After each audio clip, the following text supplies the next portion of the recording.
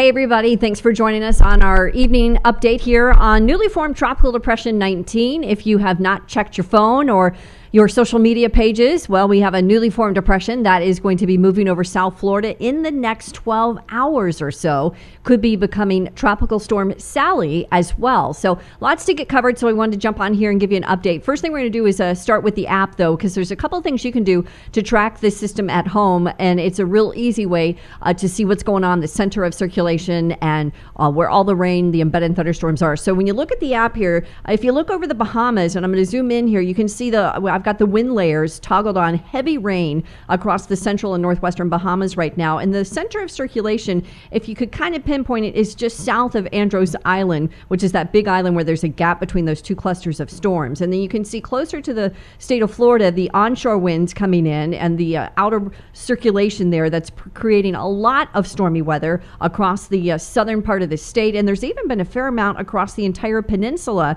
As I zoom out here, you can see there's heavy rains pretty much statewide. There's scattered storms thanks to this strong fetch of moisture coming in off the Atlantic Ocean thanks to the broader circulation of Tropical Depression 19. And then the big question is what happens over these next 4 to 5 days. So it's going to cross over the southern tip of the peninsula of Florida tonight and to early tomorrow, crossing over the state, moving into the Gulf of Mexico by Sunday. And then the big question is, where does it go? How strong does it get? National Hurricane Center does have an official path. I'm going to show you that, which takes it over to the Gulf Coast as we head into early next week. So let's switch over. First, I want to show a couple of the live cameras, Matt. I know we have a couple in Miami. If you can tell me in my ear, the ones that we're looking at. So there has been a lot of clouds in the area, a lot of rain, as I mentioned, across the southeastern part of the state. And as we look at our partners with Surfline, who have these cameras for us placed all over the U.S. and beyond, we're looking at South Beach right now, and you can see that again we have had cloudy, overcast, rainy weather across the southern tip of the state, and we also are anticipating the potential there for some heavy rains that could create some flash flooding. Now that risk, I think, is going to be a little bit more on the southwest side of the state as we get into the latter part of the weekend. So we'll show you that as well. And I believe we have another Surfline camera we can show you as well in southern Florida. And again, we have had a lot of these storms that have been moving from the Bahamas over to the tip of Florida. So we have some video from the hurricane hunters. They left Lakeland, Florida late this afternoon to do a couple of recon missions. So they'll be busy over this weekend as they continue to fly into newly formed Tropical Depression number 19 to get data for the National Hurricane Center. The National Hurricane Center, by the way, has a lot of low confidence, is their wording, in the next 5 days, because anytime you get a system like this that forms close to land, and if you watch the weather closely, you know that the Hurricane Center had only about a 40% chance of this turning into a tropical system in the next 5 days, and that was as of just a few hours ago. And then throughout the day, the thunderstorms got better organized, and as you look at another vantage point here from the radar that I've got on our main computer, you can see that there has been a fair amount of rain, but not a lot of organization until these last couple of hours. And that's when we saw some really deep bursts of convection, thunderstorm activity start to get better organized over the Bahamas and just between the Bahamas and the state of Florida. So there is the possibility that this could become Sally, Tropical Storm Sally, before it makes landfall. I know a lot of people are probably asking, hey, is there a chance for it to become a hurricane before it hits Florida? Not likely, because couple of reasons why. One, this is a very newly formed system. So it's hard for tropical cyclones. Think of them like little kids. So they have to mature into an adult cyclone or a mature tropical system. So there's not a lot of time between now and tomorrow for it to rapidly intensify. Even though there are very warm Gulf Stream waters, it's some of the warmest waters in the world, this is a newly formed system. If this had been meandering through the Atlantic Basin for 7 days and it was a depression or a storm, then I'd be much more concerned that this would have the potential to rapidly intensify. But because this is a newly formed depression, there isn't a lot of time for this to get much stronger than a tropical storm. And the official forecast does call for that. So, what I'm looking at here, is again a ragged ill-organized cyclone that does have the potential to get a little bit stronger. And as we look at our visible imagery here, and of course the sun's setting, so I'm losing a couple of images there in the last couple of frames, but you can see some of those high white clouds, those texturing of those clouds, which indicates those cloud tops are really high up in the atmosphere. And that's that burst of convection that the Hurricane Center was talking about that lended the credibility to upgrading this to a tropical depression. And again, there's only about another 5 knots to get it to a storm. So we could be talking about a tropical storm at any rate, whether it's a depression or a storm when it moves over Florida.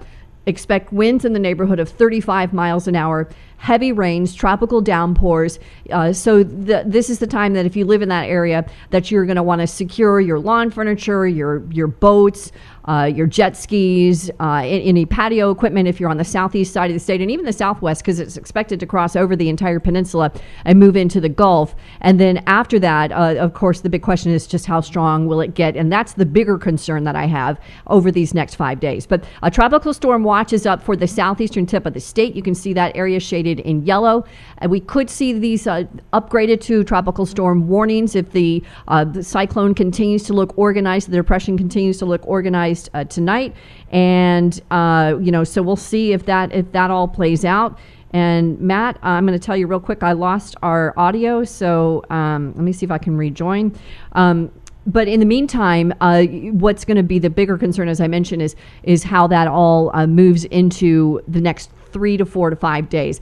Getting into the Gulf, again, very warm waters, the exact same scenario that Laura had, but a little bit different, because remember, Laura, again, was a system that we were tracking for about 10 days. We're only going to be tracking this system for about 4 days before it makes a second landfall. So again, a relatively young system, and that's good news because it's harder for those to get better organized and rapidly intensify in the short term. Longer term, I'm a little bit more concerned for the Gulf, and that's why the folks in the Gulf Coast really got to keep an eye on this one as we head into the next 5 days. The Hurricane Center officially keeps it as a tropical storm at landfall, but just below a Category 1 hurricane, because the thinking is, and again, there's not a lot of good data on rapidly intensifying storms. It's the weakest link in forecasting models in all tropical cyclones. So here's a look at the path, and I'll talk more about that in just a second. But again, the path, we're talking later tonight, you guys. Overnight, we're going to be talking about this moving into southeast Florida.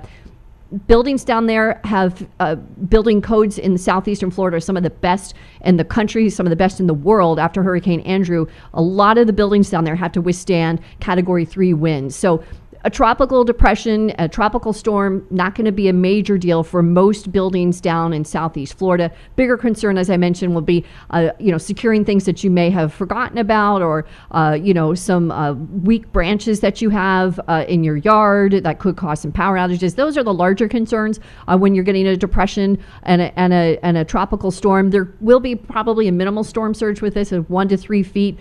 We'll see how that plays out in these next couple of hours. But again, crossing over the state tomorrow. So again, it's out of Florida by tomorrow evening, and then it's into the Gulf of Mexico and all the way up to the Big Bend of Florida. So it's going to be picking up its forward speed once it gets into the Gulf. And this is where things get really tricky, because there's a lot of things going on in the atmosphere that the Hurricane Center has some questions. Okay, how much is this ridge of high pressure going to play in? There's also a cold front back towards the west. I'll show you that as well coming up in just a second so you can see that. But there's the official path. Again, skirting into the northern Gulf of Mexico as we head into Sunday, Monday, Tuesday, with a second strike on Tuesday potentially, very near southern Mississippi into Louisiana, and then moving back up into central Louisiana after that. So a couple of interesting features with this particular track. So if this track holds, the dirty side or the bad weather side would be in the crosshairs of Florida. So Florida could be potentially dealing with this tropical system for several days, but it'll be the west side of the state that'll get it on the backside. So Sunday, Monday, and even into Tuesday, it'll be the western half of the state of Florida up into southern Alabama, southern Mississippi, that could be getting the worst of the weather. And then the center, wherever this comes in, if it comes in near Biloxi or southern Mississippi, somewhere along the coast of Mississippi, Pascagoula, we just don't know yet. That's where, of course, the bigger concern will be for the higher winds and a stronger storm surge on the northeastern side. So that all has to come together this weekend. There is not going to be a set in stone path. Of course, the atmosphere is fluid. You hear that that a lot, constantly changing. So a lot of things have to come together to really fine tune that forecast. But everyone along the southeast really needs to, keep an eye to the sky here this weekend because we've got this newly formed cyclone. So as you look at it here on the infrared, that you can see that last big burst of energy where that deep reds are firing. That's where the center and the biggest cluster of storms is, and that's why the Hurricane Center thinks there might be a possibility for there to be some of these cyclones, some potential for this to get a little bit stronger. So we'll see if it becomes Sally. At any rate, it's certainly going to be a big mess for the state of Florida. Now, here's a couple of things that I wanted to point out. So we're on the water vapor, and let me show you the ridge of high pressure. So the Bermuda High is a big feature that we track in the tropics. I got to put on my readers for this, you guys. So, and then there's also a trough of low pressure here. Well, I've got the arrows going the wrong way, but generally in that direction. So in between that trough to the left and that high pressure center to the right is in the short-term forecast, that ridge of high pressure is going to scoot it towards Florida and into the Gulf. After that, the question is, okay, will that trough pick it up and pull it north? Very similar to what we were dealing with, a larger discrepancy in the modeling, because again, this is such a newly formed system. There's just not really good data on this. And I'm going to show you a couple of models. I left them in here.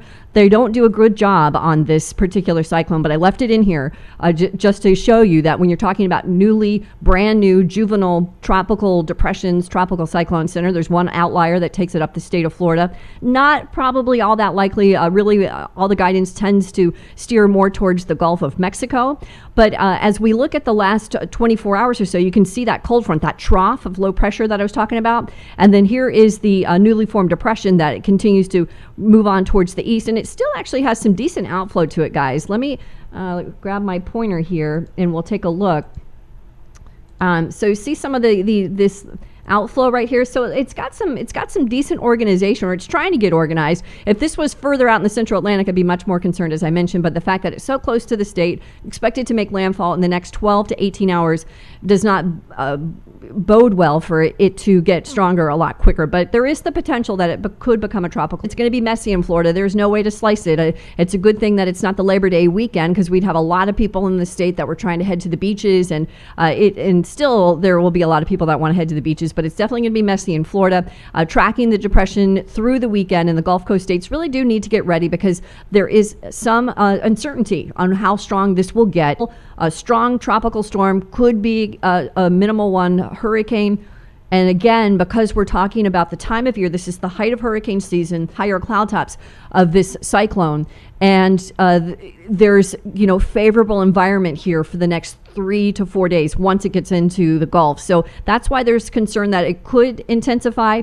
Way too early to get some samplings of the atmosphere ahead of it. They get samplings all around the cyclone and these big quadrants, and they fly in a formation, like a big X formation, to sample the atmosphere, and then we'll start to get some more accurate data. So this particular model, this is one of the models that I'm not totally buying, but I left it in here for the panhandle. I do think that again, and this is conjecture, I'm not a fortune teller, none of us are, but I do think it's going to move into the Gulf of Mexico. But I do think it's reasonable to, again, depending on landfall across the Gulf Coast. If it was a Florida panhandle scenario, yeah, there could be a lot of rain, but I'm not particularly buying that product. That's the Euro product, and this is another vantage point of the Euro. How the yellow is there, that would be the center, that it kind of stays to the left of the official path. So here's what this particular model thinks, and I'm showing this to you because I want you to understand that models are not set in stone. So many people get on social media and they'll throw these out there and they'll say, hey, the Euro says this, the GFS says this, and they really don't know what they're talking about. So I'm showing you this to tell you that this is the Euro, which generally does a very good job, but I'm not beating the Euro up because this is a brand new tropical depression. It's still initializing. It's still that, sometimes these models, when you're trying to track stuff this early, are just as unreliable if you're trying to track something for 14 days from now and say, oh, what's that wave that's coming off the coast of Africa? One model takes it to Texas, for example. That's ridiculous. Something that's 14 days means there's going to be a lot of rain. There's no way of getting out of that for sure. There is big problems with droughts across the southeastern part of the country. That got a lot better after Laura, certainly could. But we have all these other systems we're watching. Renee and Paulette, again, not a threat to the United States, but there's also these other features that I talked about.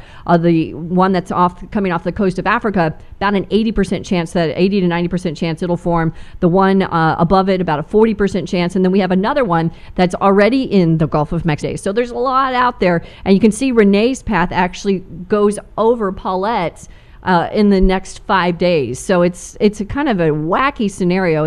It's been so busy this year. As you know, we've been talking about that we're probably going to get through this entire alphabet before this hurricane season is done, and maybe even have to go to the Greek alphabet, which we have done before.